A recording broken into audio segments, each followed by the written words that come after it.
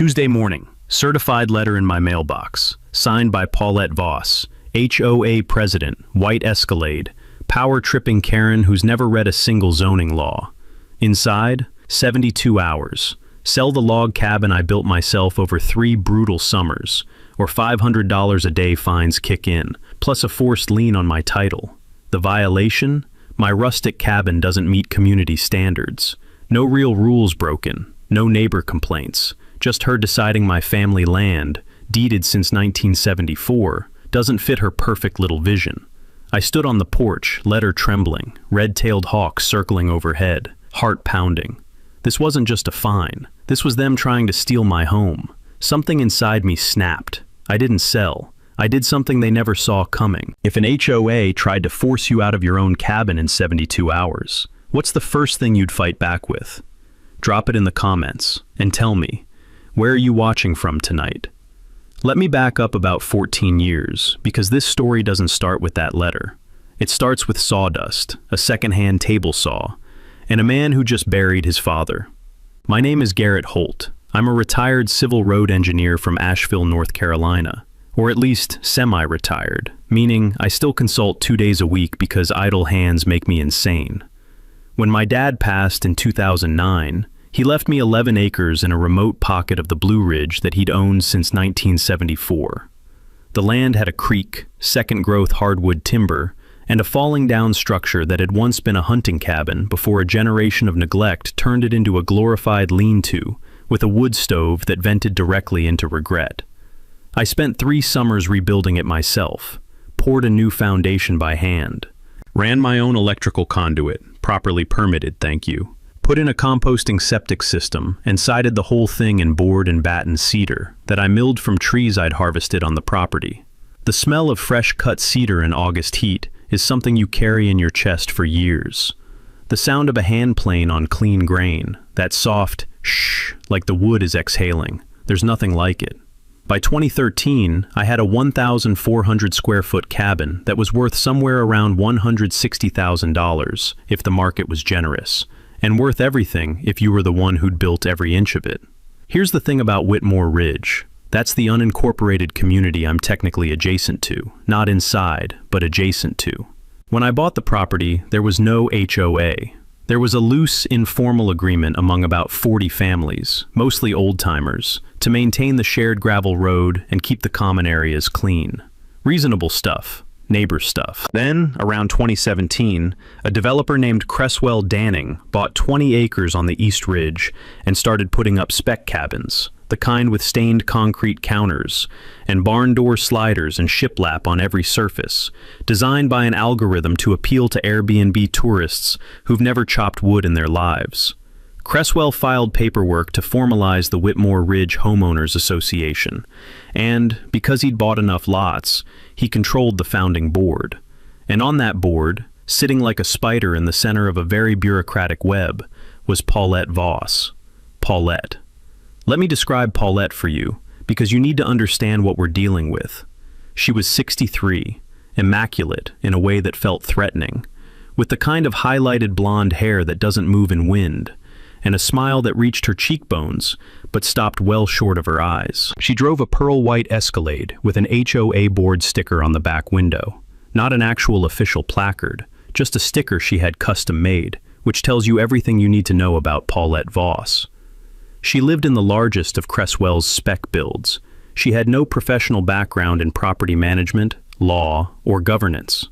What she had was a laminated copy of the HOA bylaws she'd helped draft, a set of citation pads she'd ordered off Amazon, and a deep, abiding belief that this mountain community would be better off if it looked exactly like the kind of place she imagined when she closed her eyes and thought the word tasteful.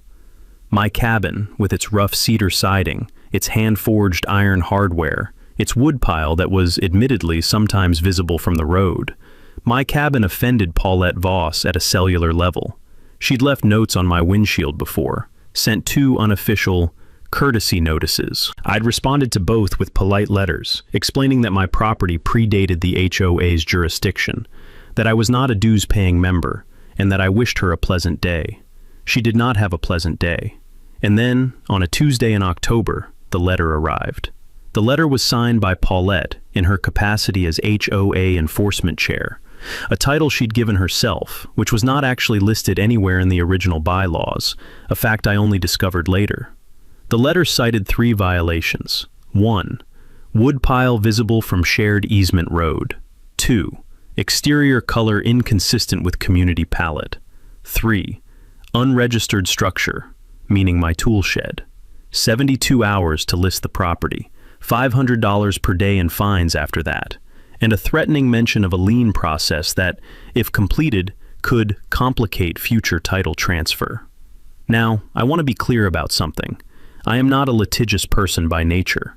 I spent 30 years as a road engineer. I solve problems with geometry and load-bearing calculations. My default instinct is to find the practical solution, not the dramatic one. So my first move was not to hire a lawyer. My first move was to drive down to the county recorder's office in Haywood County and spend 4 hours pulling every document related to Whitmore Ridge HOA.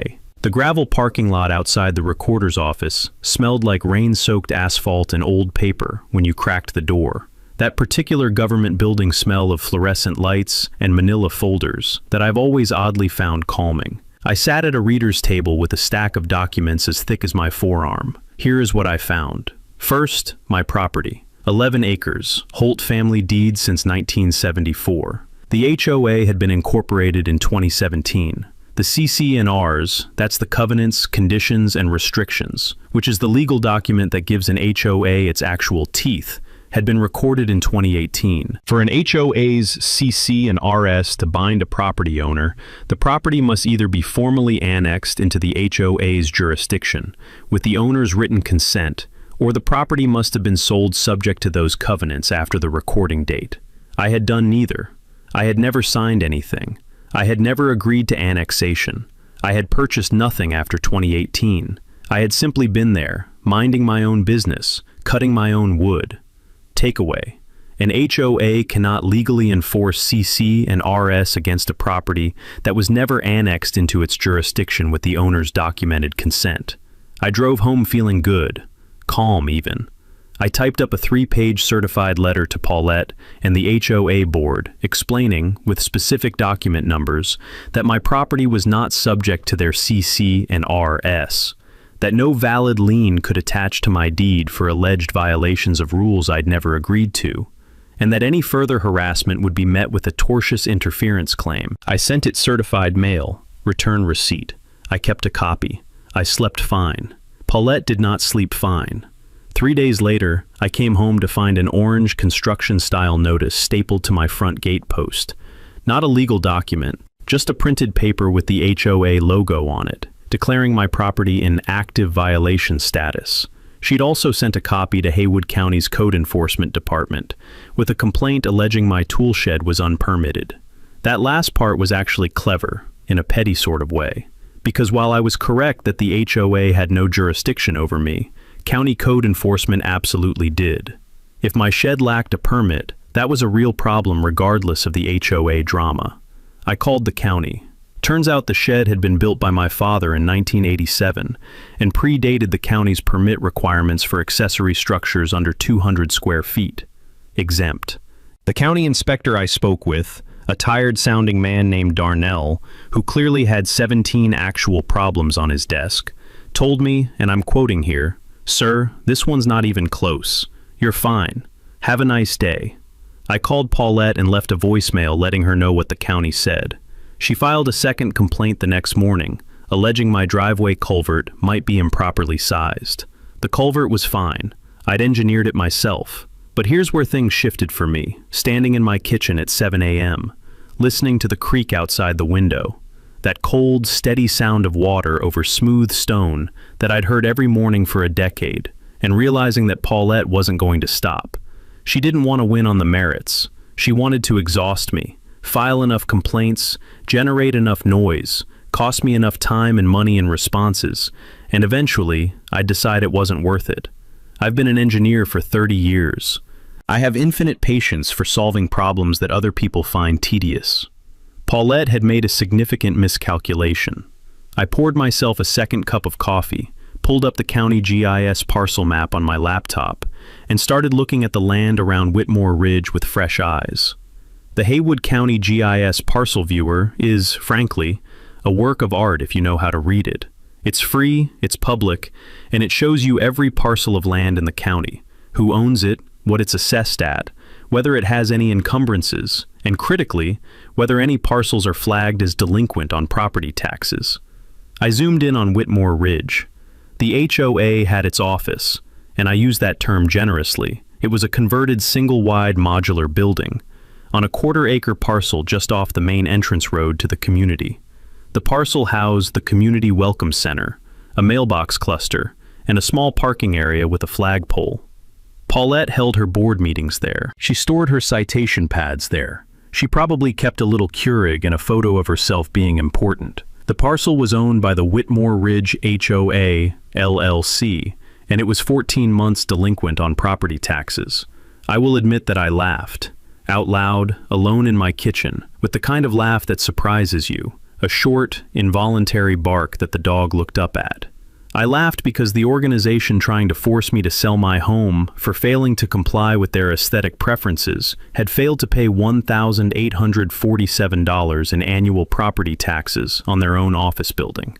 Takeaway: in most U.S. counties, property with delinquent taxes enters a public auction process, meaning any private citizen can ultimately acquire it if the delinquency isn't resolved. Now, I didn't immediately run to buy the land. I'm an engineer. I don't skip steps. First, I needed to understand the full tax lien process in North Carolina, which is specific and somewhat slower than some states. NC gives property owners a significant redemption window, generally up to the point of the auction itself. So I couldn't just swoop in overnight.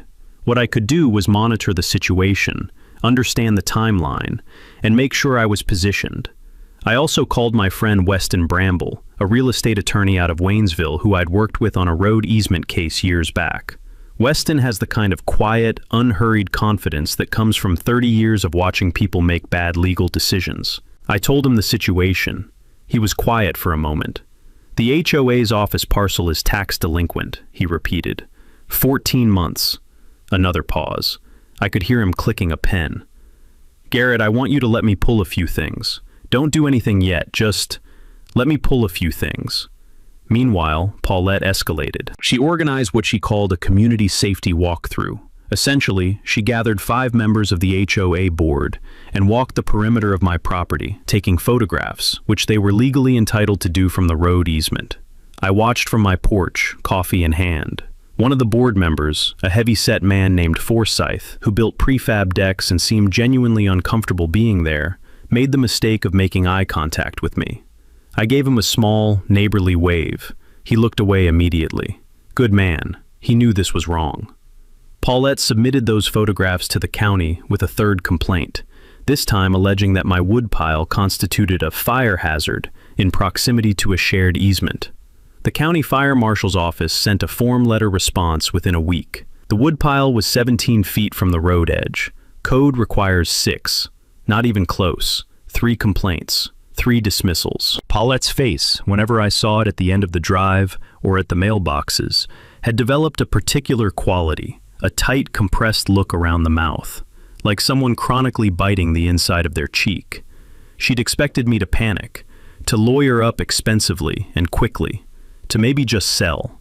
What she was getting instead was a retired engineer with nothing but time, a county GIS account, and a real estate attorney friend who called me back on a Thursday afternoon and said, in his slow Waynesville drawl, "Garrett, so, the HOA's tax delinquency just crossed the threshold where the county issues a formal notice of tax foreclosure proceeding.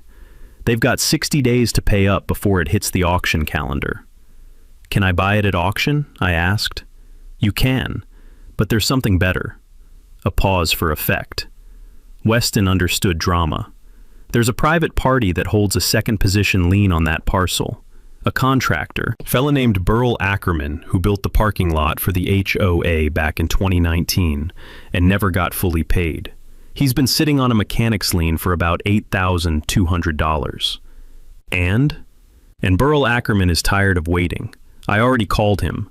He'll sell you that lien for $5,000 cash. I looked out my kitchen window at the creek. the sound of cold water over smooth stone. "Wire him the money," I said. Buying a mechanic's lien sounds complicated. It isn't really, not once Weston explained it. Burl Ackerman had a documented, valid lien against the HOA's office parcel for unpaid construction work. That lien was recorded in the County Register of Deeds. By purchasing the lien from Burl, I stepped into his legal shoes. I now had a financial claim against that specific piece of real estate, ahead of many other creditors, secured by the property itself. Takeaway: a mechanic's lien, properly filed, gives the lien holder a security interest in the property, and lien interests can be bought and sold like any other financial instrument. The transaction took 11 days.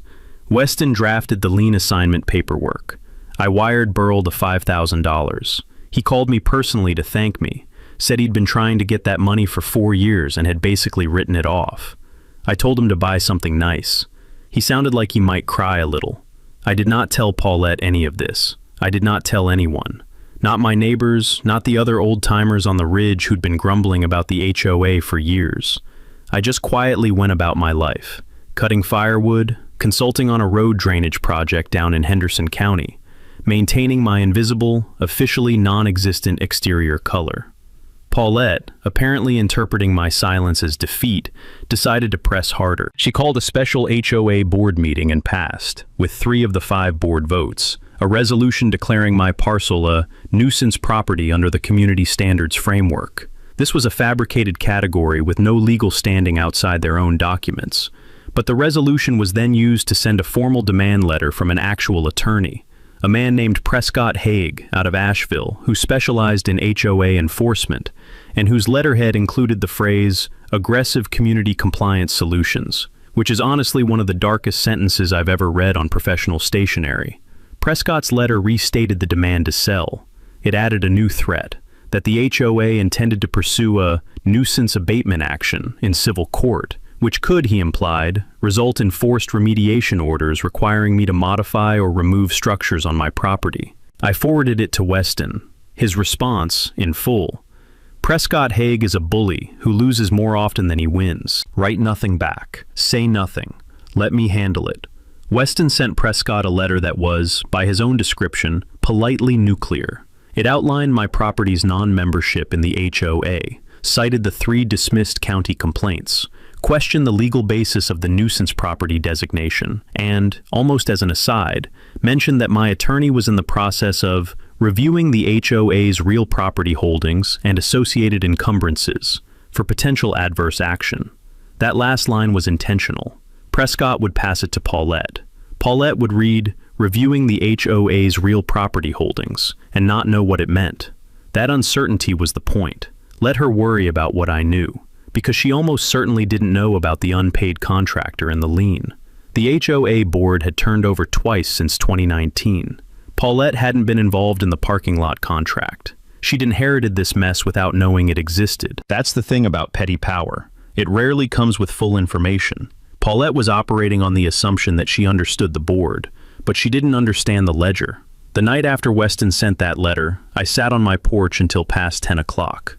October in the Blue Ridge has a smell that I don't know how to fully describe. It's cold air and dying leaves, and the particular dry sweetness of fallen white oak acorns going soft in the gravel. The ridge was dead quiet, except for the distant bark of a neighbor's dog and the sound of the creek.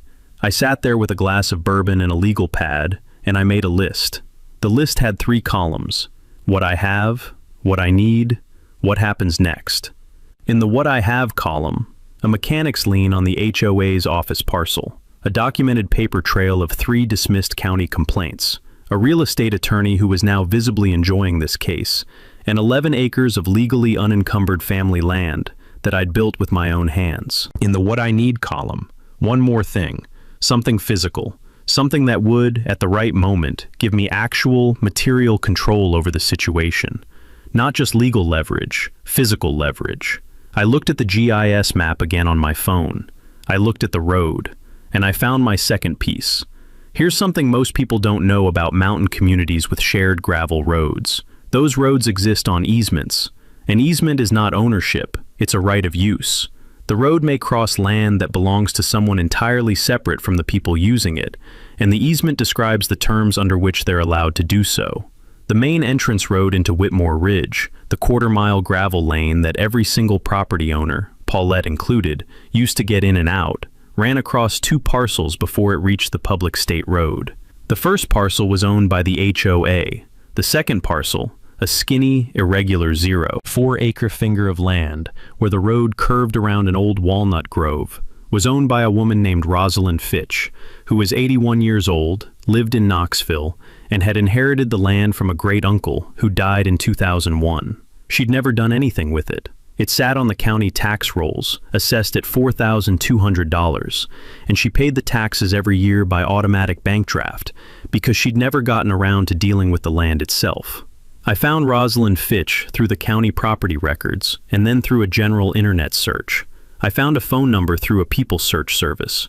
I called her on a Wednesday afternoon and identified myself as a neighbor who was interested in purchasing the parcel. She was quiet for a moment. "That little sliver of land?" she said. "Honey, I've been trying to figure out what to do with that for 20 years. What would you want it for?" I told her the truth. I was an adjacent property owner. I had some history with the HOA on the ridge, and I wanted to understand what control that parcel gave me over access to the community road. Another pause. Then, and I will never forget this, Rosalind Fitch started laughing. It was a full, genuine, 70-year laugh. The kind that comes from someone who has seen enough human foolishness to find it truly funny. "Oh, the HOA," she said. "That woman left me a message 2 years ago about community beautification on the parcel." I never called her back. We talked for 40 minutes. I told her my plan. She said she wanted $18,000 for the land, which was more than assessed but less than it was worth as leverage. And I think she priced it exactly where she did because she wanted it to be affordable to me specifically, which made Rosalind Fitch one of my favorite people I've ever spoken to on a telephone. I told her I'd take it. Takeaway. Easement access rights can be dramatically affected by who owns the underlying land. If the easement terms are imprecise, a new landowner has significant leverage over how and whether that access continues. I had Weston review the easement language on the road. It had been drafted in 2018 by the same attorney who'd incorporated the HOA, and it was, Weston's word, sloppy. The easement granted the right-of-way to HOA member properties for residential ingress and egress. It said nothing about the easement surviving changes in ownership of the underlying land.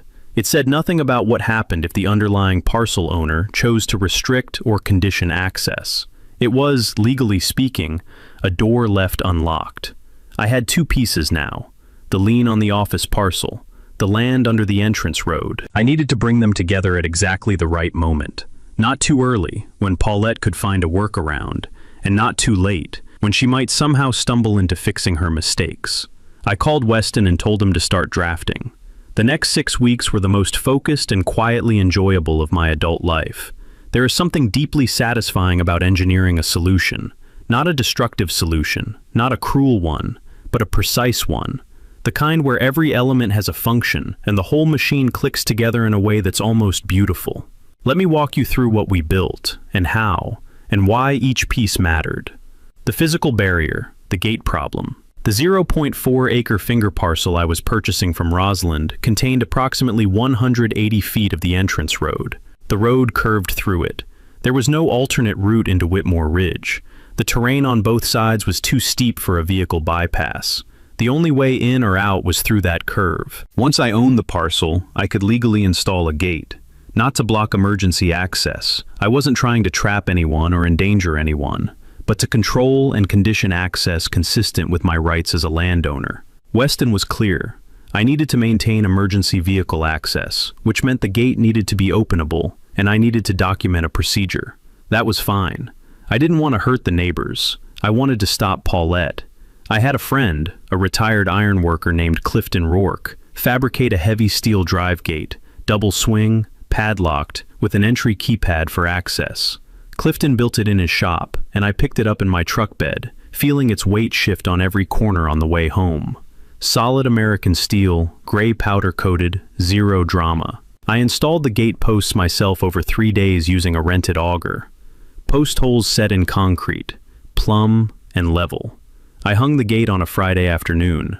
Didn't lock it yet, didn't advertise it. Just let it sit there, open, inconspicuous, the way a chess piece can sit on a board for 20 moves without anyone realizing what it's waiting for. The legal structure, the access agreement. Weston drafted what he called an access conditions agreement, a formal document that I would present to the HOA once the moment was right. The agreement stated that, as owner of the parcel underlying a portion of the community entrance road, I was conditioning continued unobstructed access on two things. 1. The HOA's withdrawal of all enforcement actions, fines, and nuisance designations against my property, with written acknowledgement that my property was not subject to HOA jurisdiction. 2. Resolution of the mechanics lien I held on the HOA's office parcel, meaning they had to pay me or arrange a settlement for the underlying obligation. The agreement was perfectly legal. Weston had reviewed case law on similar easement leverage plays in 3 southeastern states. The key was that we weren't threatening anyone illegally. We were exercising property rights that the HOA had carelessly failed to protect when they drafted their founding documents. Takeaway. When an HOA drafts its own easement and property documents without careful legal review, it can create exploitable gaps that adjacent landowners can legally use as leverage. The allies, the Ridge old-timers. I hadn't been silent with everyone. I'd quietly talked to 4 of the other original property owners on the Ridge, people who'd been there before the HOA and who'd been quietly miserable since Paulette's enforcement regime began. There was an older couple, Bertrand and Luann, whose barn had been cited 8 times, a man named Thad who ran a small Christmas tree operation and had been told his signage was visually disruptive to community character. And Rosalind Fitch's distant neighbor, Odalis, a retired school teacher, who'd received a personal note from Paulette suggesting her flower garden was inconsistent with the natural palette. They knew something was coming. They didn't know all the details. I told them to be available on a Saturday in early December, told them to bring their families, and told them that things were probably going to get loud and that they'd want to witness it. Bertrand, who was 77 and had been cutting Christmas trees on that mountain since the Eisenhower administration, looked at me for a long moment and then said, "Son, just tell me when to show up." The timing, the annual meeting. The Whitmore Ridge HOA held its annual member meeting every year in the first weekend of December, in the Community Welcome Center, naturally. The meeting was open to all property owners in the area, including non-members, for the public comment portion. Paulette used it as a showcase. She had refreshments. She had a projected slideshow with the phrase, "Building Community Together," on the title slide. This year's meeting was December 7th. I marked my calendar. I called Weston. I called Clifton. I called the 4 neighbors. And I quietly called a reporter at the Asheville Citizen-Times, who covered local real estate and municipal governance, just to let her know that December 7th might be worth a drive. November arrived with the kind of cold that settles into the Blue Ridge, not as a sudden drop, but as a slow, inevitable compression.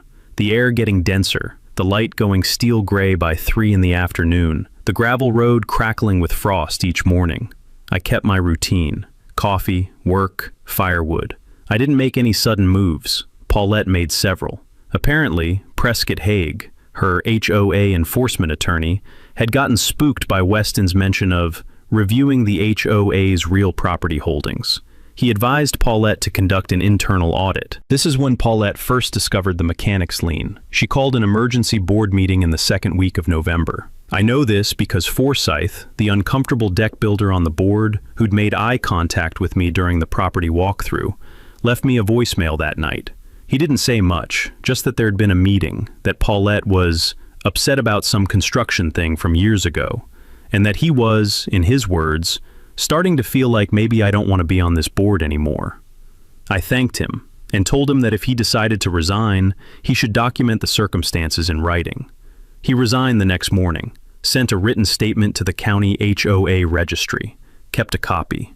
Minus Forsyth, Paulette now had a 4-person board, 2 of whom were proxies for Cresswell Danning, the original developer, who still held financial interests in several properties on the Ridge, and who Paulette had kept in her orbit as a silent power base. Cresswell was the kind of man who built spec cabins and talked about building community while designing his properties specifically to maximize short-term rental income, which is not building community, it's building an inventory. With the mechanic's lien discovered, Paulette's lawyer had two options: pay it off, which required money the HOA didn't have liquid, or challenge it, which required proving the original contractor's work was defective or the lien improperly filed.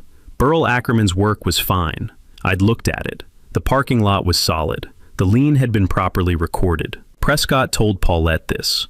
She did not receive the information gracefully. What she did next was, in retrospect, the move of someone who is losing and doesn't know how to stop. She went to 3 of my neighbors, not the old-timers, but newer arrivals, people who'd bought in after 2018 and who'd never had a problem with the HOA because they'd never given Paulette a reason to have one. And she told them that I was planning to damage property values on the ridge with some kind of legal action. She framed me as a disgruntled outsider trying to destabilize the community. She suggested that any drop in property values would affect their Airbnb income. This was a miscalculation roughly the size of the parking lot she hadn't paid for.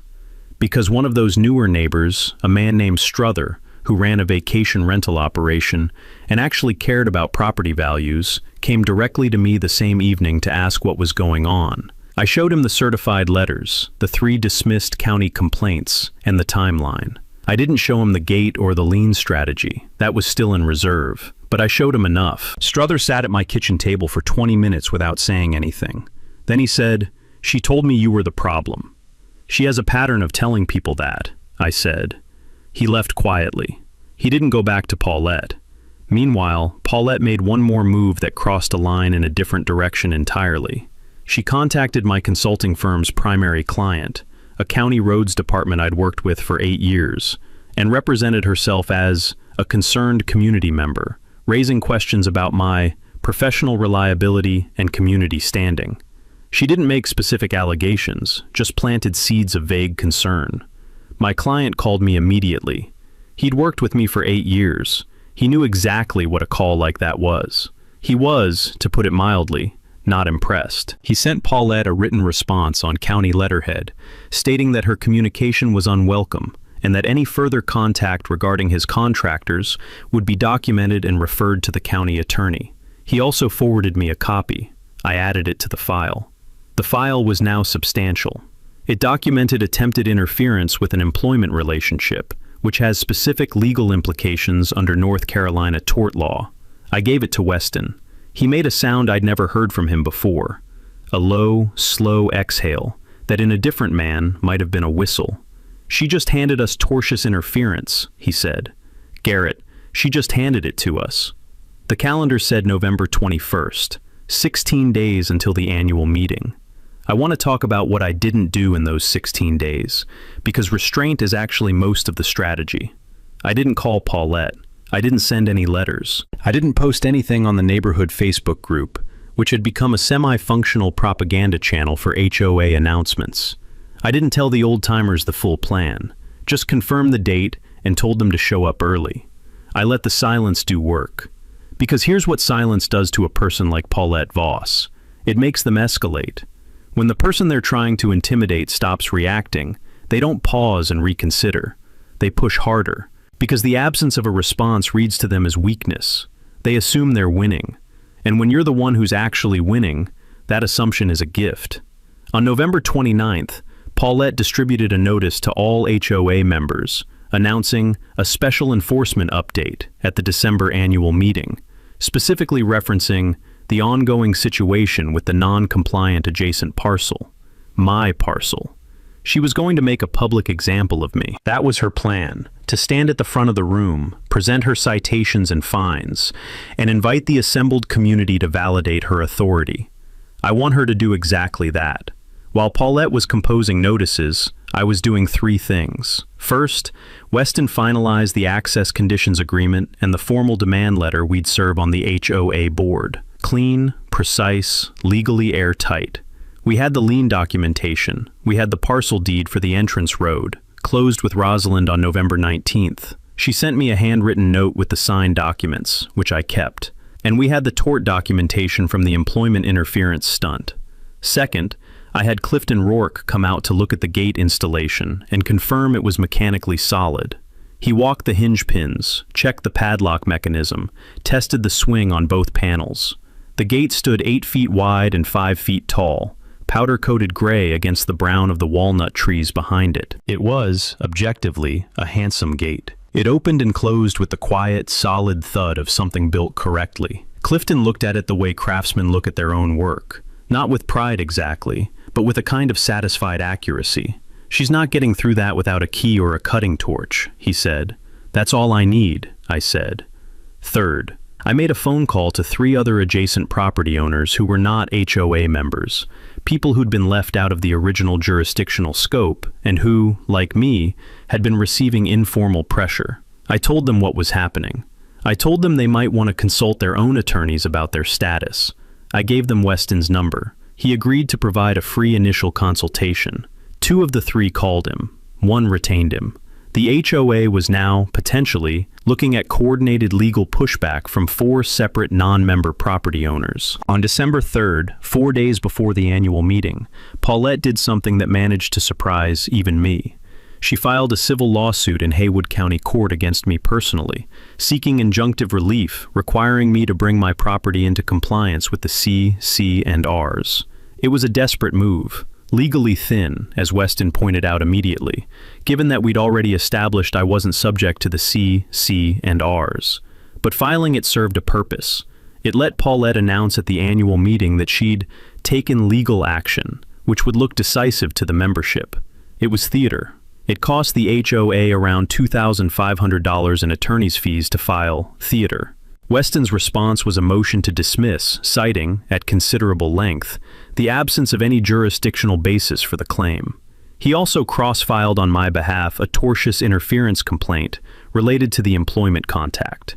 The cross-filing had the effect of potentially making Paulette personally liable, not just the HOA entity. Prescott Haig, her attorney, called Weston on December 5th to discuss a potential resolution.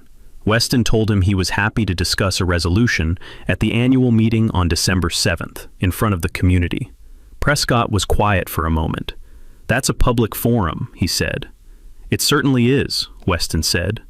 I spent the evening of December 6th on my porch, watching the last light go off the ridge. The temperature had dropped to 28 degrees, and the creek had a skin of ice along the slow edges. Somewhere in the tree line, a great horned owl ran through its territorial call, low, rhythmic, unhurried. A sound that has been happening in these mountains for 10,000 years, and will be happening long after Paulette Voss's HOA is a footnote in a county recorder's archive. I went inside, set my alarm for 6 a.m., and slept better than I had in weeks. December 7th, 31 degrees at dawn, frost on every surface, the gravel road through the walnut grove sparkling like something out of a snow globe. I was up at 6, had the truck loaded by 7:30. Weston in the passenger seat with a leather document portfolio on his lap, a copy of every relevant filing, deed, and letter in a binder I'd color-tabbed. And, in my jacket pocket, the padlock key to the gate on Rosalind Fitch's old parcel, which I now owned. We drove up to the entrance road at 8 a.m., 90 minutes before the meeting.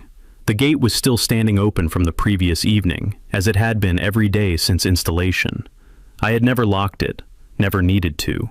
I locked it now. Clifton's gate swung closed with that solid, definitive thud of good steel, and I snapped the padlock. I placed a laminated notice on the gate that read, in clear 16-point type, "This parcel is private property. Access is conditioned upon written agreement with the landowner. For access inquiries, contact Weston Bramble, attorney at law," followed by his phone number. Then I walked back to the truck and drove around to the other public road that accessed the community's overflow parking area, a longer route, not the main entrance, and parked legally. The annual meeting started at 9:30. By 9:15, 7 vehicles were backed up at the locked gate. By 9:25, Paulette Voss's pearl white Escalade was among them, and I could see, even from 50 yards, the particular stiffness in the way she was standing outside her vehicle. She called the sheriff's department. A deputy arrived by 9:40, a young man who, to his credit, listened to both sides with complete patience before explaining to Paulette that the gate was on private property, the notice was properly posted, and that this was a civil matter, not a criminal one. He could not force open a private gate. He suggested she contact the property owner's attorney. She had his number. It was on the sign. Weston was already inside the community welcome center. He'd arrived via the overflow route early and had been waiting, seated quietly in the back with his document portfolio. The 8 people who'd made it through before I locked the gate were seated, including Bertrand and Luann, Thad, O'Dallas, and Struther. The Asheville Citizen-Times reporter, Devorah Crane, was in the second row with a notebook and a phone recording. Paulette arrived 11 minutes late, visibly agitated, having had to park on the public road and walk a quarter-mile in dress shoes on frozen gravel. I want you to picture that. I want you to understand the particular satisfaction of watching someone experience, in miniature, the inconvenience they've spent 2 years trying to inflict on others. She took her place at the front of the room. She had her slideshow ready, Building Community Together, title slide. She began her prepared remarks about the enforcement update. She got approximately 4 minutes in before Weston stood up. "Excuse me," he said, in the same quiet, unhurried voice he probably used ordering lunch. "Before we get to the enforcement presentation, I need to serve the board with some documents." He walked to the front and placed a stapled packet in front of each of the 4 remaining board members. He placed a copy on the podium in front of Paulette. He returned to his seat. The room was silent, except for the sound of paper. "What is this?" Paulette said. "That," Weston said, "is a formal demand letter regarding the access conditions agreement for the parcel underlying your entrance road, which Mr. Holt purchased on November 19th.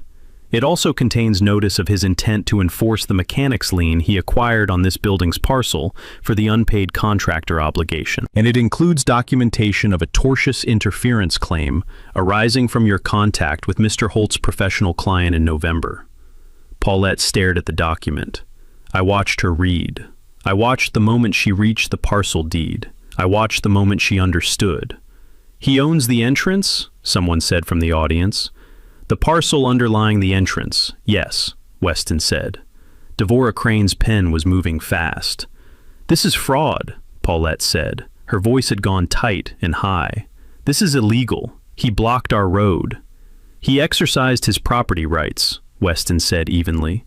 "The access conditions agreement, which you're holding, describes the terms under which those conditions would be removed. Mr. Holt has no interest in inconveniencing the general membership. He has a very specific interest in resolving a targeted, documented harassment campaign against his property." He paused. "The gate key is available upon execution of that agreement." Cresswell Danning, who had slipped in during the commotion and whose financial exposure from the lien was now also in play, leaned over to Prescott Haig and said something in a low voice. Prescott nodded. Then Prescott stood. "Mr. Bramble," he said, "I think we should discuss a resolution." "I think so too," Weston said. The slideshow behind Paulette still said Building Community Together. She hadn't moved. The agreement was signed 17 days later, on December 24th. And yes, I recognize the timing. And yes, I found it satisfying in a way I'm not entirely ashamed of. Here's what the resolution contained. The HOA formally withdrew all enforcement actions, fines, and nuisance designations against my property, with written acknowledgement that my parcel had never been subject to HOA jurisdiction. That acknowledgement was recorded in the County Register of Deeds. Permanent, public, searchable. The mechanics lien was resolved by a cash settlement of $6,500, paid from the HOA's operating fund, which meant that the dues of every member on the ridge were effectively reimbursing me for a lien I'd bought for $5,000. My net recovery, $1,500, plus legal fees covered separately under the tortious interference settlement, which totaled $4,200. I unlocked the gate. Then I opened it permanently and removed it from the posts, because I had no desire to restrict access to the community. I only ever wanted the leverage. The gate now lives in Clifton Rourke's shop. He says he'll use the panels for something eventually. Good steel doesn't go to waste. Paulette Voss resigned from the HOA board in January, citing personal reasons. The real reasons were in Devorah Crane's article, which ran in the Citizen-Times the 3rd week of December under the headline, "Mountain HOA's Enforcement Tactics Draw Legal Challenge from Non-Member Neighbor." It was not a flattering piece. It was a thorough piece. Devorah had spoken with Forsyth, with Struther, with Bertrand and Luann. The paper trail was extensive. Cresswell Danning sold his last 3 spec properties on the Ridge by spring and moved his development operation to a different county. He didn't say goodbye.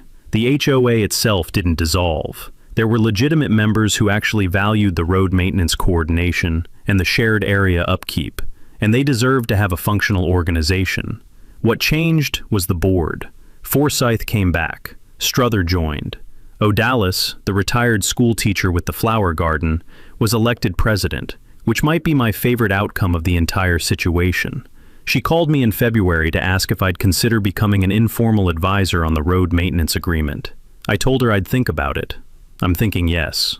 Now, for the part of the story that matters most to me personally. My dad bought that 11 acres in 1974 for $8,000. He hunted it, camped it, loved it. He never got to see the cabin finished. He died before the foundation was poured. Every board I milled, every nail I drove, every window I hung in that place was a conversation I was having with him.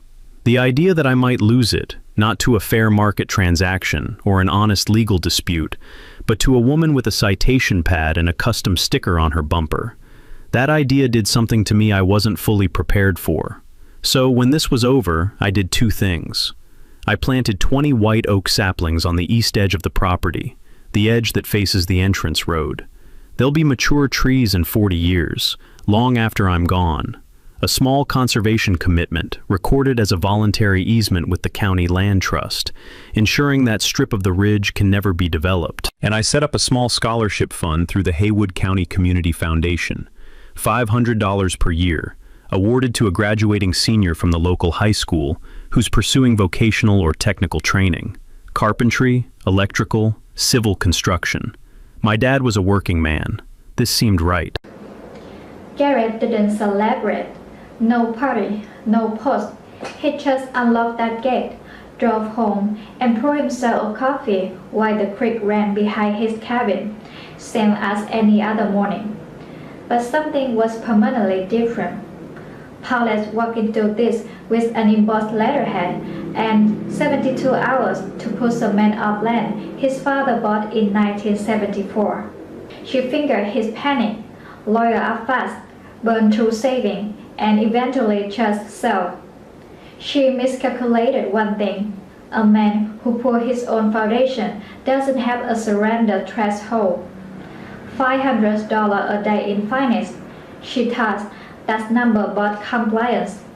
Turns out, it just bought Garrett time. Time to pull county records, find a forgotten puzzle, and pick up broad arguments liens for $5,000.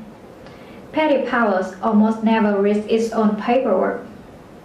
Here's my questions for you. If that letter shows up in your mailbox tomorrow, do you know what land you're actually standing on? Do you know what your easement says?